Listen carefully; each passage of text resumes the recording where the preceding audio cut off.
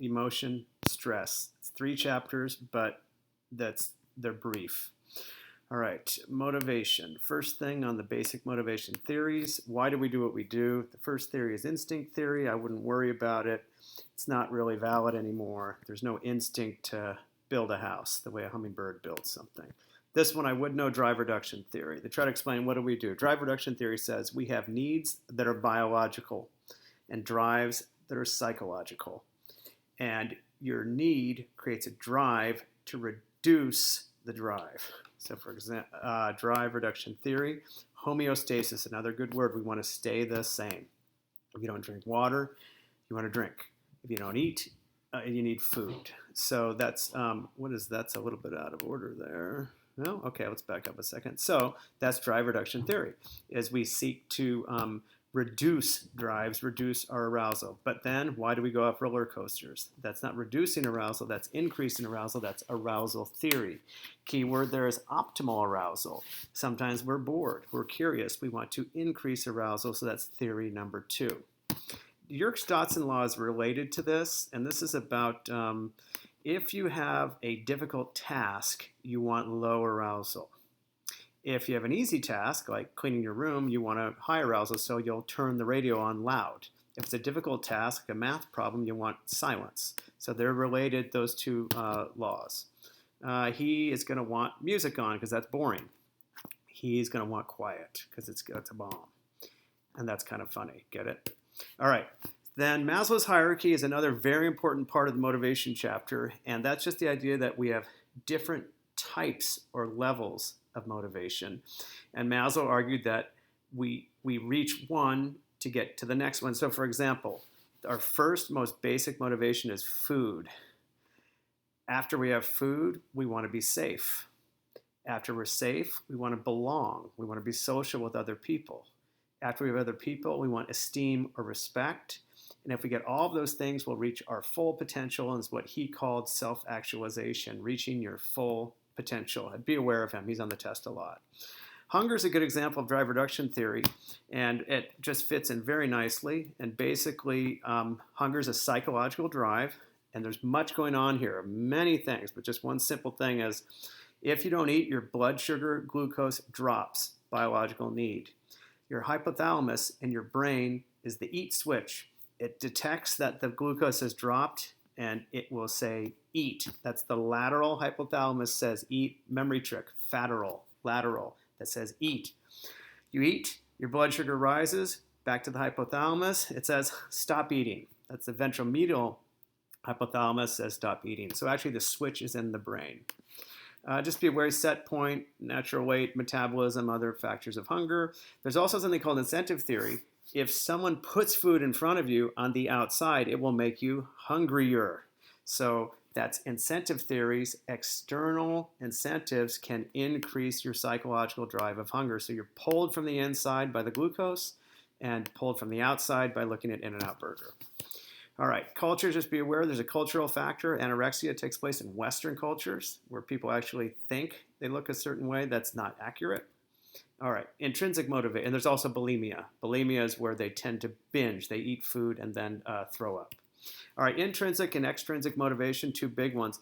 Intrinsic, you do it for yourself. If you love a class, just like to learn about it, that's intrinsic motivation. Artists, guitar players, people passionate, probably Steve Jobs of Apple computers, they enjoy what they're doing. They're intrinsically motivated. They do it for themselves. Extrinsic is pretty good too. Money and grades. We'll do a lot for money and grades. Extrinsic motivation. Athletes tend to have both. No, I don't know. I mean, is he shooting those shots for money because he wants to be really good?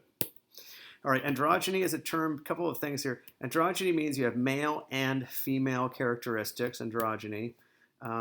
If they ask about gender typing, just think of stereotyping. There is a bit of achievement motivation. There are high achievers, and there's a lot of research on this. Basically, high achievers have goals, but they have short-term goals, and they actually complete them, and that leads towards their long-term goals. There's intrinsic and extra. I'd be aware of over-justification effect is if you are intrinsically motivated, if you like to play guitar because you love to play guitar for yourself, If they start to extrinsically reward you, your motivation will drop. That's called the overjustification effect. All right, let's now go to emotion. Got a couple theories here. Emotion, couple things. We all know what an emotion is, but psychologists break it down. It's physical in your body, and it's also cognitive in your mind. If you're happy, you can feel it and you can think it. So what is an emotion? Basically, it's going to trigger the autonomic nervous system, fight or flight. And there's three theories. Theory one, James Lang. James Lang says there's a stimulus. A tiger's about to bite your face. Your body reacts. Not your mind, your body. Your heart kicks in, almost primally. Your body reacts, and then the emotion comes from the body. Did you catch that? Tiger bites your face, body reacts, fear. Fear is coming from the body. James Lang, just my liver. Okay.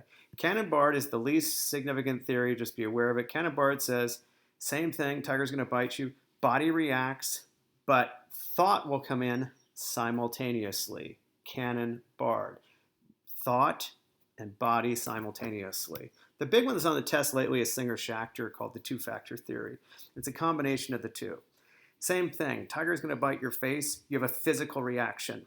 But then Singer-Schachter says you need to cognitively label or interpret what is going on. So what does this mean? Your physical reaction of emotion is the same for fear, happy, terror, all of them, anger, they're all the same. What they're saying is it's not the body, it's the label. A little trick, if you're really nervous because you have to speak in front of a class, Singer-Schachter as a trick might say, don't think of being nervous, think of being energized. So it's the way you label the body that's the key thing for Singer-Schachter. Know those three theories well. Also, faces are universal. Everywhere on earth, faces mean the same thing. That's happy everywhere, that's disgust everywhere, that's sadness everywhere. They are universal. And also, faces can change your emotion. So if you smile, your happiness will go up. Frown, it'll go down. So if you're sad right now, just smile. You should feel better. Spillover effect, I thought they asked, but one emotion can enhance another. If you're really excited about a soccer game, and then you get mad, it can turn into rage. That's why people kill each other at soccer games. No joke. All right, mood contagion. It's contagious. If someone is in a bad mood, it can make you contagious. All right, stress. The guy on stress is Hans Seeley. Be aware of the general adaptation syndrome. He's on the test a lot. And basically, just the idea that stress goes through phases. It's for long-term chronic stress, like in our society, students, people that work hard. You could think of a school year. You come in, your stress comes in. Alarm. So alarm, you have a lot of stress, lots of work to do, and you start to resist the stress, and your immune system gets challenged because you're resisting the stress. Stage two is resistance. Month after month after month after month, you're resisting the stress, resisting the stress, resisting the stress. Then finally you get exhausted, you can't take it anymore, and your immune system drops and you get sick. That's GAS. The general adaptation syndrome is through time, and the stages are stage alarm, resistance, exhaustion. It's R-A-R-E. All right, stress hormones are negative. There's good stress and bad stress. Good stress, a challenge. A positive, bad stress is toxic. So you can appraise it differently. Oh my God, I have so much to do, or I'm facing some challenges. Type A personalities stress a lot. Type B personalities are lower stress. All right, that's those three chapters.